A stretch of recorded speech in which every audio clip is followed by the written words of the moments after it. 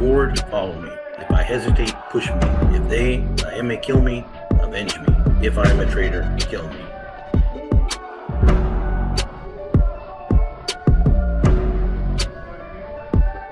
Gangsters, cops, and politicians, get ready to rock. On a mission, each one of us shares our own vision.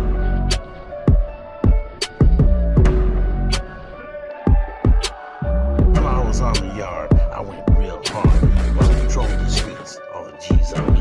When I was on the yard, I went real hard. While I patrolled the streets, all the G's on me.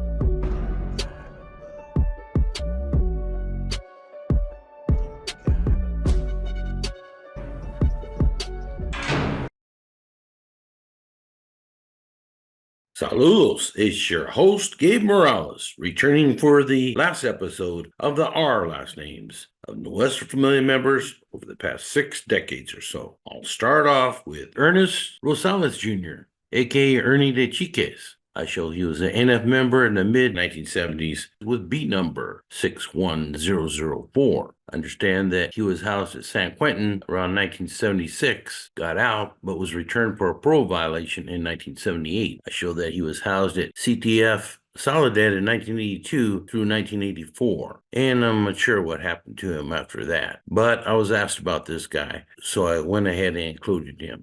By the way, I currently have 6,168 NF or NS members or associates. I had one guy recently claim that I sure have forgotten a lot of names, or I just don't know a lot of NF members. Come on, let's be real now. If I was to cover every single one of these guys, it would take me a couple years. As I've stated previously, I'm only mentioning certain ones, usually ones that I have read firsthand their C-files and have some good background information on their criminal records.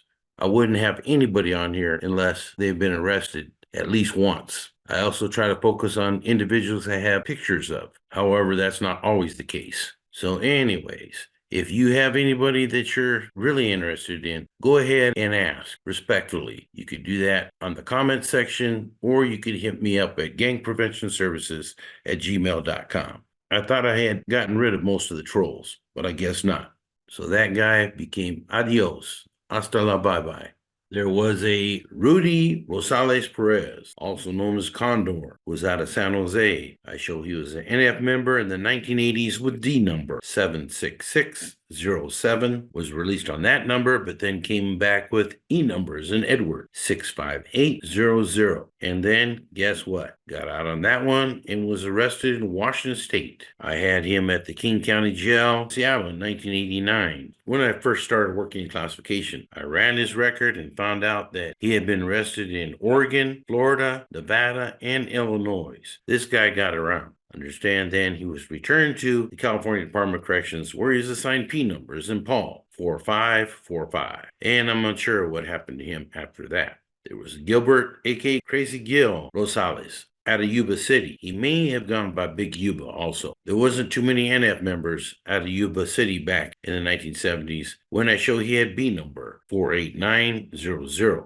I believe he was at DVI in 1975 through 1977, but dropped out after that. There was a Carlos, aka Smiley, aka Listo Rosario, who was from Daly City. He was a Nuestra Raza member in the 1990s with J number 91605, and I understand was considered to be an NF associate. However, this was the time period when the Nuestra Raza was being disbanded, and I believe Rosario was one of those guys who didn't want to be told by the NF what to do, and I understand he was labeled no good. He then was sent out of state and ended up in Washington, DOC, from at least 2001 through 2012, and I'm unsure of his current status. There was Eli Capone Ros out of San Jose. Understand that he was a Nuestra Raza when he had E numbers in Edward 52856. But I understand that he had violated the bonds as well as got into a disagreement with Pablo Pena concerning a burglary, I believe, of Pablo Pantera Pena's girlfriend. I showed that he paroled in 1991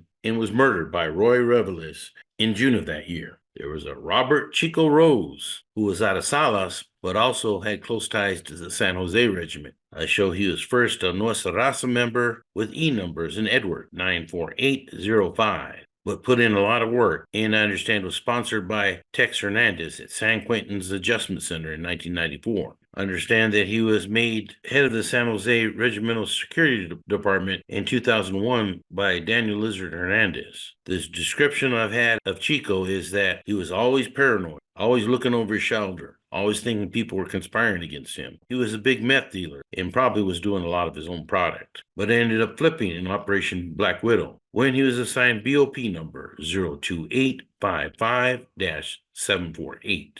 I show that he was housed in the BOP from 2003 through 2011, but had been released from the BOP by August 2014. A few episodes back, I had mentioned a Washington State gang member who I believe was made a Nuestra Familia member in the federal BOP. Have you already guessed who that might have been? Let me give some more details. Thomas Grinch Rollier was affiliated with the Red Boys. His father was also involved in that gang. The Red Boys have multiple connections to the Nuestra Familia via some of their parents who did time in California. I understand while he was in Washington, D.C., he fought an individual who was trying to start a spin-off gang called the Northwest Norteño Foundation. Previously, I mentioned the Norteño Big Dogs as being a homegrown Washington State gang, but there have been a couple others that tried to branch off and were operating as rogue Norteño prison gang members. Eventually, Grinch got popped by the feds and was sent to the BOP under number 12622-085. He was housed at Lompoc, among other places, and I understand was sponsored into the NF by Spider Favela, seen here. I show that Grinch was released last year, and my understanding has been trying to reorganize the Red Boys in the Spokane, Washington area, after some infighting between NF-affiliated factions had severely impacted the gang's operations. The Red Boys also have close ties to Yakima Valley gangs, which, as I said, I personally know has had connections to the NF since the late 1970s. As you know, I keep up on this stuff pretty closely, but I don't know everything. Maybe some of our listeners can fill me in on what they have heard. What is happening with the Red Boys in Spokane, in Yakima, Washington, and the West Familia operations in the Pacific Northwest. I always keep people confidential unless they say it's okay to say so otherwise. There was Walter, a.k.a. Big Wally Rosin, out of Salas. I show that he was an NF associate in the 1990s and then was popped by the feds under BOP number 10258-11131. I show that he was housed at Coleman facility in 2009. His cellie there may have been Rico Smiley Garcia. I show that he was well respected by the Carnales and the Ensols and was released in October 2009, and I'm unsure of his current status. There was an Antonio Tigre Rubalcaba out of Watson, Barrio Green Valley. I show that he was involved in attempted 187 of a Nuestra Raza member, Mark Escobedo. Understand that Tigre was an enforcer for Oscar Cabrera, who was the regimental commander for the Watsonville area. Understand that Escobedo was dealing drugs for Cabrera and allegedly was using drugs while he's supposed to be selling it for the NL and was behind in tax payments to Baby Joker Cabrera. I also understand that he was seeing the same woman that BJ was seeing, and so he was marked for death. Apparently, Baby Joker had instructed Mark Escobedo to collect some money in Gilroy and got into the front seat of a car driven by Guzman, while Rubalcaba sat in the back seat. While they're headed eastbound on Highway 152 going towards Gilroy, they made a stop, and Guzman told Escobedo to get out of the car. Once he did so, Rubalcaba allegedly shot him in the chest. Even though gravely wounded, Escobedo was able to run as Rubalcaba fired off 3 more shots at him. Escobedo was able to jump off a cliff and flag down a passing motorist who called 911. Rubalcaba and the others ended up being convicted of that case, but I understand he appealed it. There was the infamous Gerald Cuete Rubalcaba out of Visa. He has been an NF member since the late 1970s under B number 85887. Understand that he was housed at the California Conservation Center in 1979 with Pelon Garcia, seen here. I believe he was charged with a homicide in CDC in 1981, but the prosecutor rejected the case. I show he was housed at Tehachapi SHU in 1987 and was validated as being NF in 1989. Quete was always involved in NF politics, and I understand that it was he who put out the No Red on Red Violence Huila, also known as Norteño Law, in 1997, which was the same year that the Nuestra Raza was shut down and reformatted as Norteño Soldados. Understand that Quete was made head of the Regimental Security Department at Pelican Bay in 98 and had a well-known battle for power with Tex Hernandez. I understand that he was even made a temporary general when Pinky Hernandez had to go out to court. And it is said that it was he that blessed Lizard Hernandez to be a captain put in a new position who was to oversee the streets when Daniel Lizard Hernandez was released. Lizard ended up reporting to Quete, saying that he had put $3,000 in the NF bank, as well as collecting monies and distributing them to different regiments. It is said that Lizard also complained about Robert Worrell Grattan not kicking back funds from the sales of the gun CD to the NF. This allegedly was a gangster rap CD operation actually proposed by Quete, which means gun in Spanish slang. And there was even a second CD that was called Quete. However, the complaints were that Grattan was sending little money back to the NF, even though he had a nice house and several nice cars. Grattan ended up getting labeled no good for that and ended up dropping out of the NF. Meanwhile, Lizard Hernandez ended up becoming a government informant and did serious damage to the NF. However, his cooperation did not end the NF. In fact, in my opinion, it may have spread the NF. It is my understanding that he also okayed the hits on Mikhail Castillo and Brown Bob, and was even accused of misappropriating funds. After his conviction on the RICO, he was then housed at the ADX with all the NF heavyweights. I'm not sure how, but Quete was stripped of his authority and demoted to Cat 1, but was not kicked out of the organization. And perhaps they did it for good reason. Quete ended up being sent to USP McCreary in Kentucky in 2021, whereby he hit longtime General James Tibbs Morado. The hit was not fatal, although Tibbs died several months later. And I show that Gerald Quete Rubalcaba is now back at the ADX with the NF brass, completing his life sentence. He is now 68 years of age. There was Ralph, a.k.a. Babe, a.k.a. Rafa's Rubi Hernandez out of Fresno. I understand Old Man Rube had been affiliated with the NF since 1967. In other words, shortly after they started. I understand he was involved in the homicide of Gregory Big Shotgun Gomez out of Salinas at DVI on May 11, 1977, which was an ordered hit by NF General Babo Sosa. He was validated as being NF in 1979 when CDC allegedly perfected its validation system. Rubio actually ended up getting released on that A number, but then came back with D number 62308 in 1987. When Pelican Bay opened up, he was deemed to be a prime candidate for housing there. Understand that eventually he ended up trying to arrange a truce with the Mexican Mafia, something that was frowned upon by the majority of NF members, and understand he was actually ordered to be hit by Brown Bob, who himself later became a target of the NF in April 1999, and himself had allegedly advocated for truce with the MA before he ended up dropping out of the NF. Understand that Rube had been indicted in the Operation Black Widow case under BOP number 02537-748.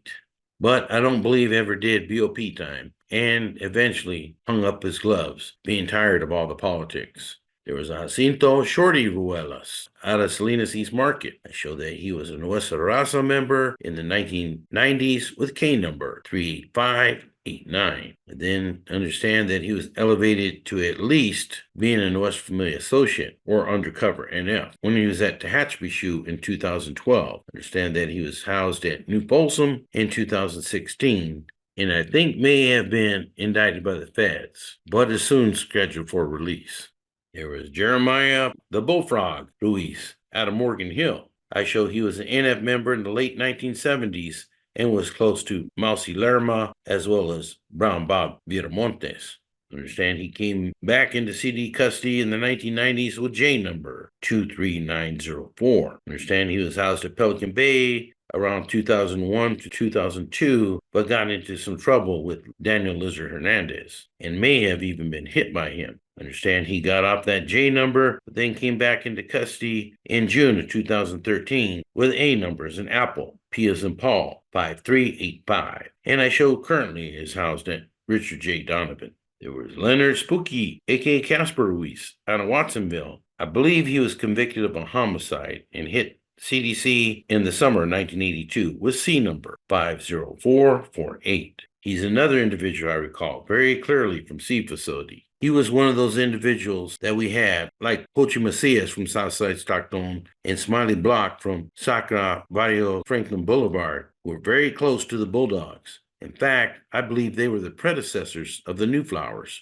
I show that he was housed at CRC in the year 2012 and is currently housed at Mule Creek State Prison. Spooky, if you hear this and you want to hit me up, let me know if I got that right. Again, let me know what you've heard on any of these guys. I'm not trying to start rumors. I'm just trying to stick to the real. And speaking of real, before we go, a lot of times in my classes, I talk about the 3 R's that are taught in school: reading, writing, and arithmetic. Actually, I only think there's 1 R out of those 3 R's. Maybe that's where we're getting it wrong. But I also tell students in my class, what about the other 3 R's?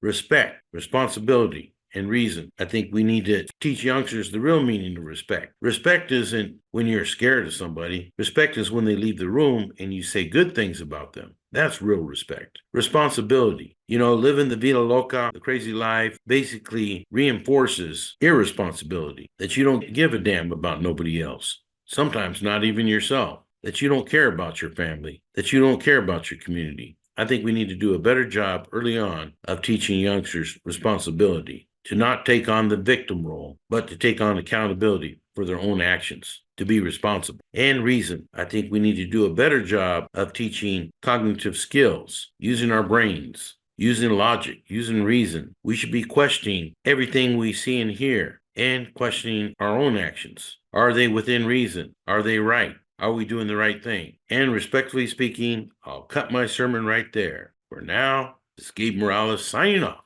for Gangsters, Cops, and Politicians. If I go forward, follow me. If I hesitate, push me. If they may kill me, avenge me. If I am a traitor, kill me. Gangsters, cops, and politicians, get ready to rock. On a mission, each one of us shares our own vision.